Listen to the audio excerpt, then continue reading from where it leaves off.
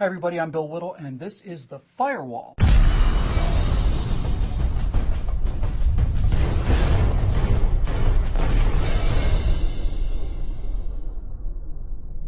Well, the Republicans have retaken the Senate from the Democrats, and now that they have, it's time to give it back.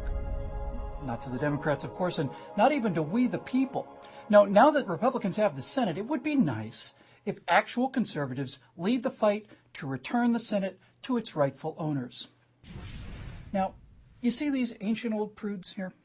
These are progressives. Yes, they were ancient old prudes even back in the progressive era around the turn of the last century. Now, modern progressives are a little better exfoliated and Botoxed, of course, but they have in common with these proto-progressives that same fiery look in the eye, which is that genetic defect of getting all excited about telling other people what to do. The progressive era gave us the progressive amendments to the Constitution, which, looked at individually, showed just how envious progressives are, how prudish they are, and how tyrannical they are. The 16th Amendment gave us the income tax, which, when you think about it, doesn't even penalize the rich, which was, of course, their goal then as it is today. No, taxing income penalizes hard work, and the harder you work, the more you get penalized. So next time you get your paycheck, be sure to take a look at the raw pay amount before withholdings, and then thank the progressives for what you don't get to take home. The 18th Amendment, prohibition, was the first time the Constitution was changed to actually take away a freedom. The freedom to get lit so that you didn't have to listen to these progressive harpies whine and complain all day and night. But this freedom, the God-given freedom to have a beer at the end of a hard day, was just a little too precious and a little too near and dear and close to the heart to give up. So the 18th Amendment was repealed by the 21st Amendment, and don't forget that, because freedom can come back sometimes if you miss it enough. Now, the real damage was done by the 17th Amendment, changing Article 1, Section 3 of the Constitution, which stated that U.S. senators were to be elected by the legislatures of each state. The 17th Amendment changed that to make U.S. senators electable by the people of the state, and that gives us democracy. Now the people have a voice in Washington, not just those rich, fat cats in the legislatures. Hooray for democracy! And that's how progressives steal your freedom. They do it in the name of democracy, and they're very good at it now. They ought to be. They've had a lot of practice.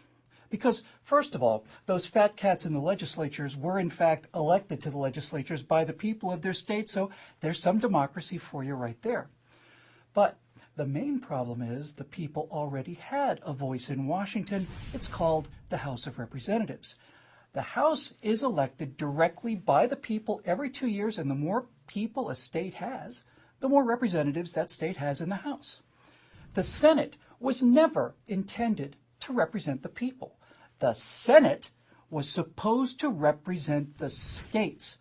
That's why Wyoming, with roughly 500,000 people, has 2 senators, and California, with roughly 76 times as many people, also has 2 senators. Now, the 17th Amendment made the Senate utterly redundant. Now it's just a kind of retirement home for lifers. The House of Lords with 6-year terms that get further and further away from the people that elected them and who sit in a sort of royal court being serenaded by special interest groups in D.C. steakhouses. The Senate was designed to protect the power of the states, because the more power the states have, the less power the federal government has, and vice versa. But progressives can't leave people alone. You see, they have to take their income and tell them whether they can drink or not, or what kind of health insurance they have to buy, or how big a soda they can drink, and all the rest. And in order to do that, they need the coercive power of central authority, which meant the destruction of the power of the states. After all, you can't force people not to gamble, drink, or whore around if they can just move to Nevada. Now, to paraphrase H.L. Mencken, that's the progressive nightmare, the haunting fear that someone, somewhere, may be able to escape being told what to do. You know, our founders weren't the idiots that we have in Washington today. They knew what kind of people go into politics, control freak weenies, that's what kind.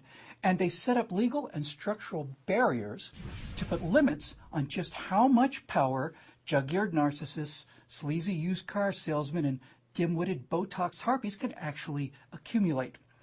We need to get that power back to the states so that if you don't like the way they roll in Tulsa, you can move to San Francisco and vice versa. My friends, we repealed the 18th Amendment. We can repeal the 17th as well, because only the states are powerful enough to stop this federal government from enforcing that progressive utopian idea, a country where anything that is not forbidden is mandatory. So, kick back, relax, have a drink, and think it over. Please subscribe to our YouTube channel and be sure to visit us at TruthRevoltOriginals. And to keep these messages coming, please consider making a donation by clicking here.